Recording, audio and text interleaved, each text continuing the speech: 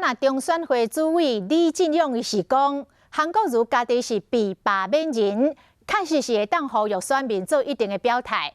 但是伊当时嘛是高雄市长，所以嘛爱率领公务人员依法行政。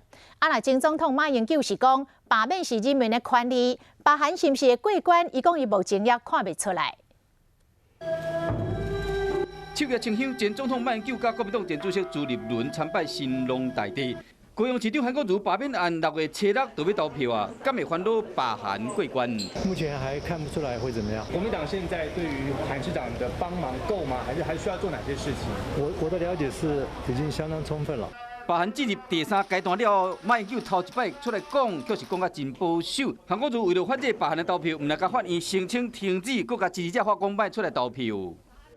罢免是人民的权利，那他要出来不要出来由他们自己决定。民众最希望的就是能够安定，不要再有这些政治的纷纷扰扰。所以这个时候，任何的政治动员都不是民众所期待的。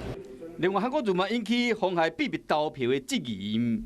站在被罢免人的立场上，有理由来呼吁他的选民做一定的这个表态。